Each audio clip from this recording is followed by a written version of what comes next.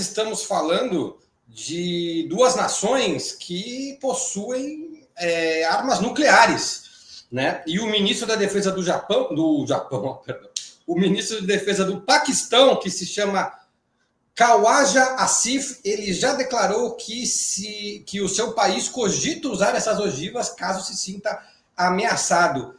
Estamos falando de um possível conflito nuclear. Quem começa respondendo é a Júlia Almeida. Bom, eu acho que essa dinâmica, né, do conflito nuclear, ela ronda desde o final da Segunda Guerra Mundial os mais diversos conflitos no globo terrestre, assim, né? Eu diria que pela dimensão geopolítica desse conflito, a possibilidade de uma escalada nuclear, ela vai ter a ver com essa construção mais direcionada, né, de um conjunto de países. Eu acho muito pouco provável, né, que o Paquistão, de maneira individual, ele faça, né, um ataque nuclear, porque isso teria, enfim, consequências muito drásticas, né, para a economia paquistanesa, né, para a política, enfim, né, para a região e para o seu lugar e para o seu isolamento no mundo, né? Então, eu acho que, de uma maneira geral, qualquer conflito envolvendo Índia e Paquistão, né, que tivesse uma dimensão, que pudesse chegar a uma dimensão nuclear, eu acho que ele pressupõe uma escalada mais global desse conflito, né? E aí, para além, talvez, dos interesses específicos, né, da China e dos Estados Unidos de maneira indireta na região, né?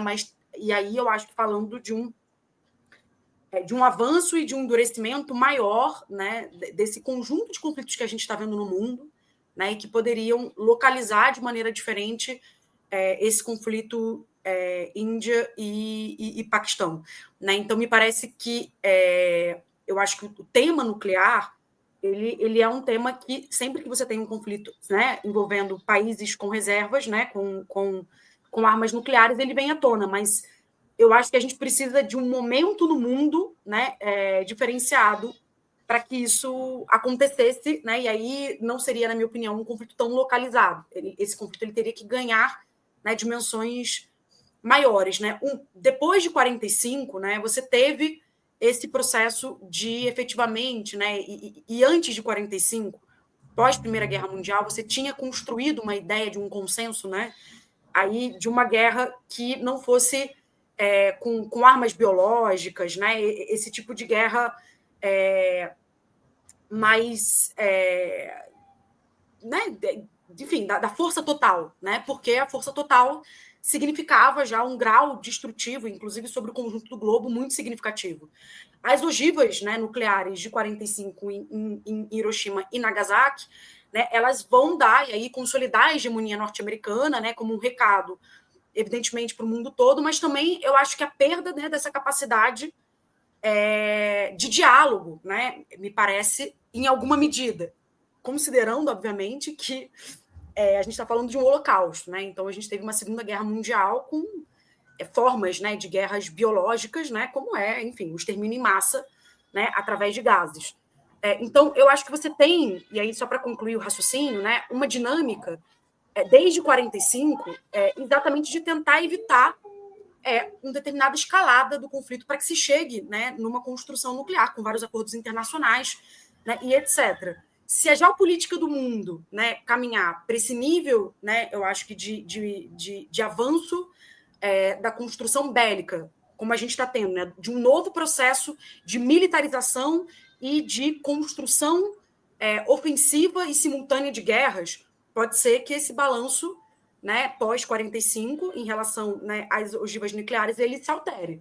Mas eu acho que teria que ganhar uma dimensão diferente da que a gente tem aí na atualidade. Obrigado, Júlia. Passando a palavra para o Leonardo Sacramento. Então, é assim, né? Pós-45, como a Júlia disse,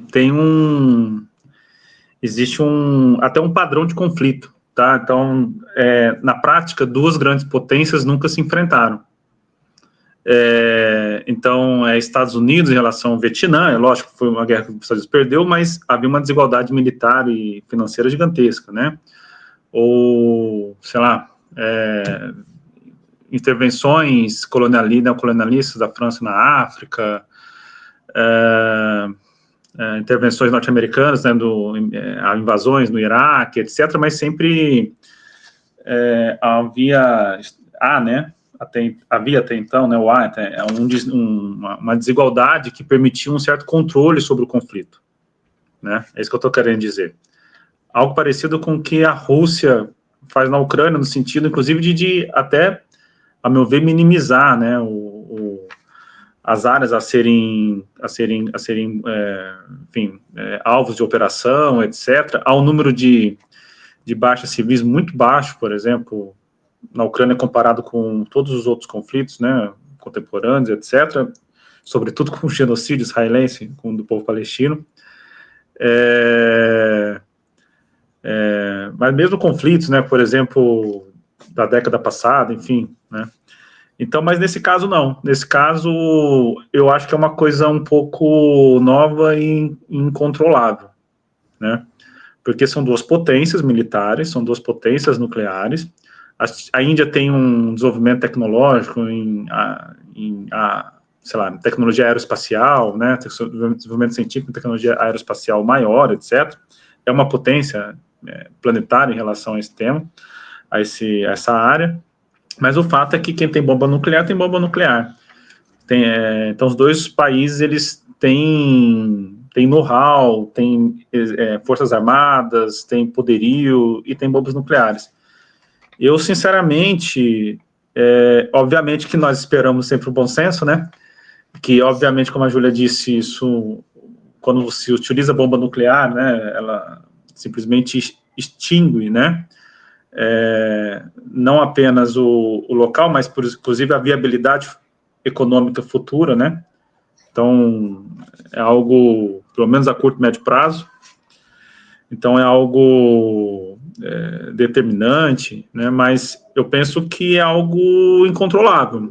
É uma disputa que tem a sua lógica própria, com intervenções de potência estrangeira, sobretudo os Estados Unidos, na região, e que, por ser incontrolável, nós temos algo novo comparado com todos os conflitos, todas as guerras, todas as invasões pós-1945. Não é uma guerra fria, é uma guerra quente entre duas potências. Claro. Obrigado, Leonardo. Amanda Arumi, podemos ter um conflito, um uso de armas nucleares entre a Índia e o Paquistão?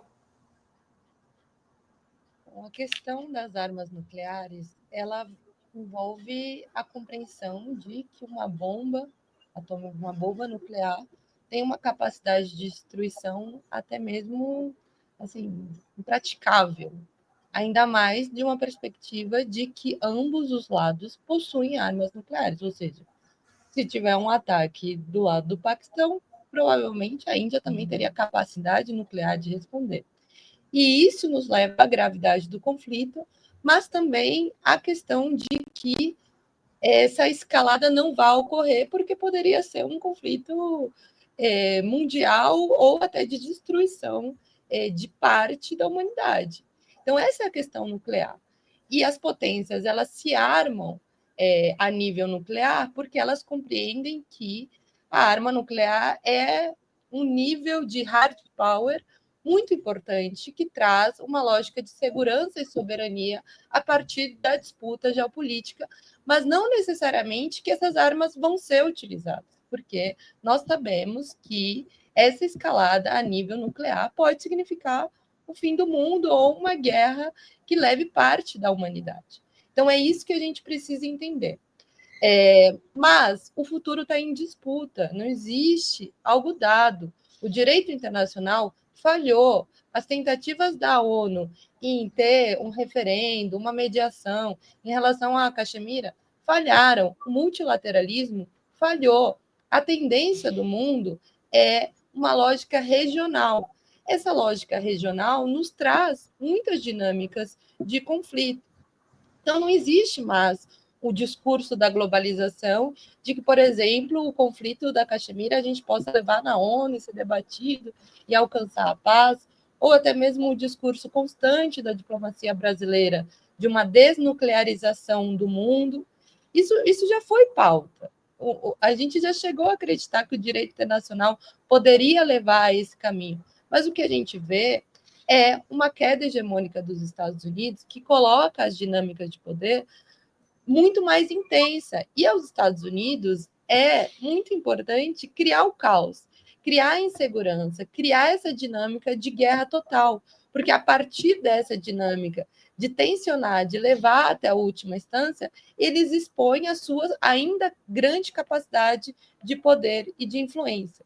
E eu também quero colocar aqui como pano de fundo os BRICS. Então, um conflito da Índia desarticularia o que vem se desenhando de uma alternativa à organização do mundo, que seria os BRICS, esse sul global que ascende, que não é homogêneo, que não tem uma única linha política. Não estamos falando sobre Guerra Fria, quando a gente tinha uma ideologia socialista com a União Soviética, mas são países que têm uma capacidade de trazer algum equilíbrio e reorganização nesse momento de grande tensão.